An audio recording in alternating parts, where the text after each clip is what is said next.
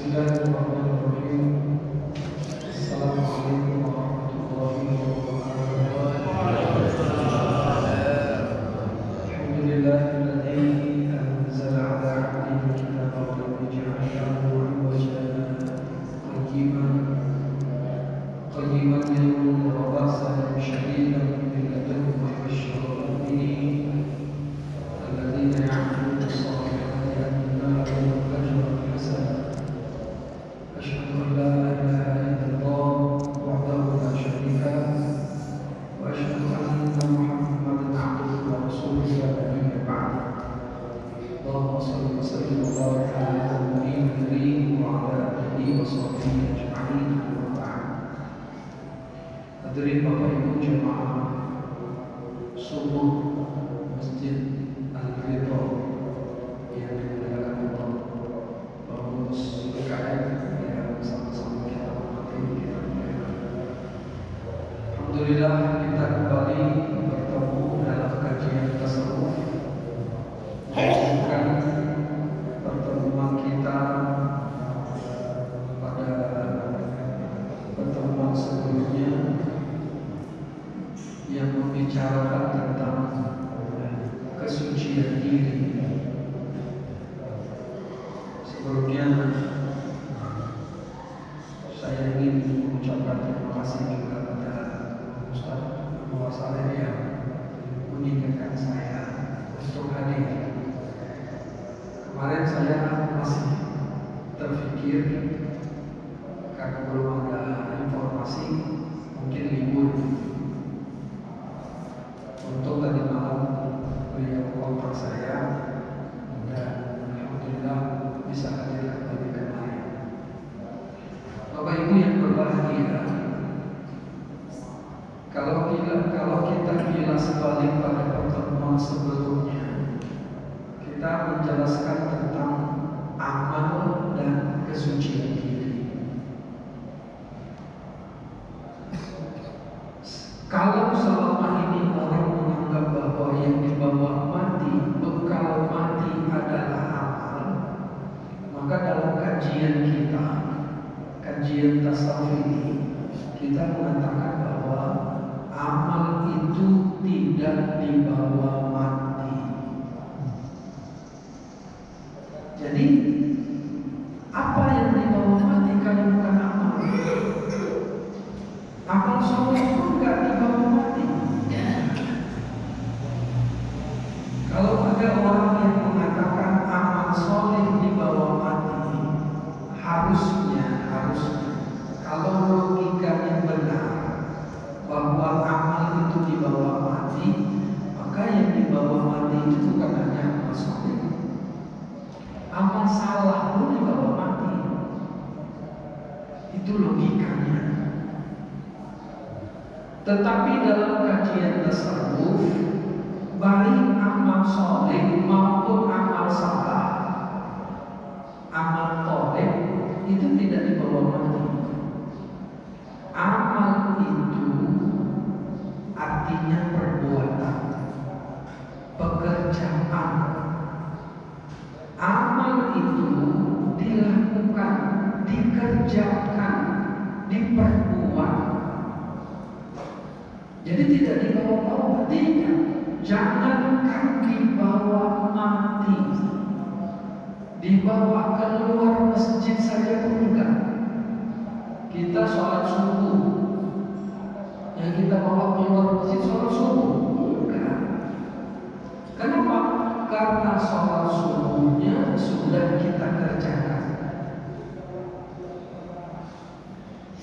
Kalau begitu yang dibawa apa?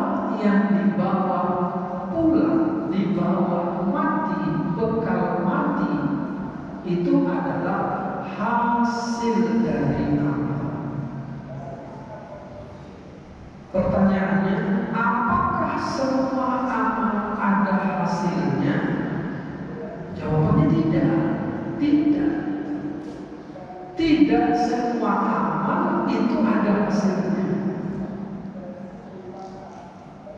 Jika amal tidak ada hasilnya, lalu yang mau dibawa pulang apa? Itu yang kita sampaikan. Amal itu jika dia menghasilkan, maka yang dihasilkan kalau dalam tasawuf bukan pahala, bukan. Jadi kita beramal itu bukan cari pahala. Kadang-kadang saya bercanda gini dengan teman-teman di grup.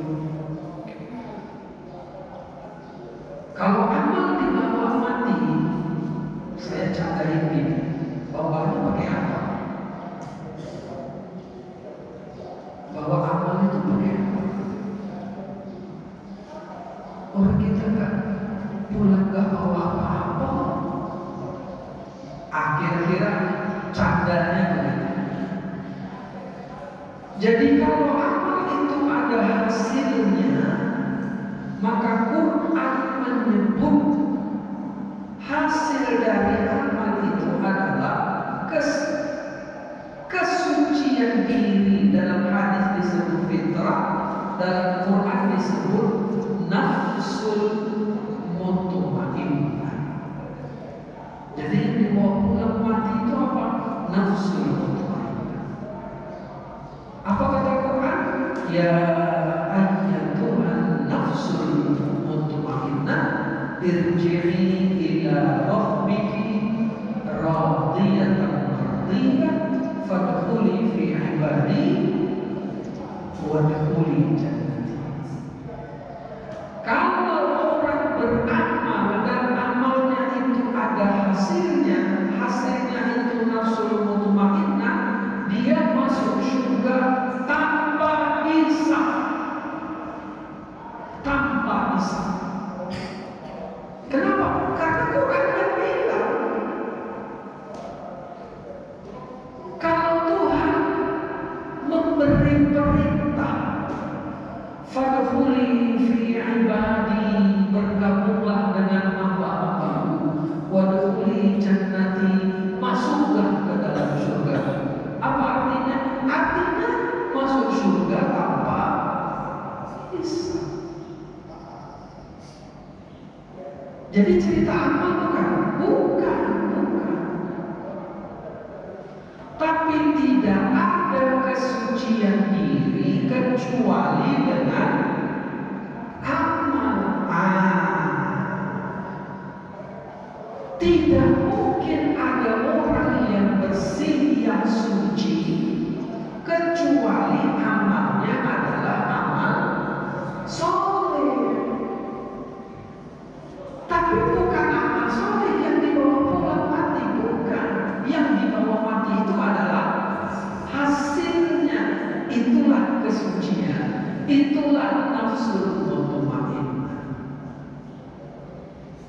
Itu yang kita bicarakan pada pertemuan yang lalu.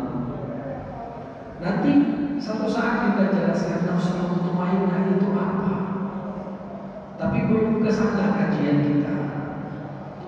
Saya masih mau menjelaskan hubungan antara kesucian dengan kesehatan.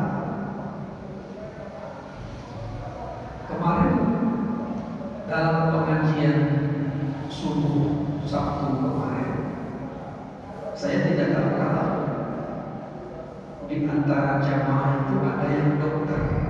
Saya tidak tahu. Kalau di sini ada dokter, saya juga tidak tahu. Dan mohon maaf kalau salah. Dan menurut pengurus PKM, beliau bukan hanya dokter, tapi sudah profesor, dokter.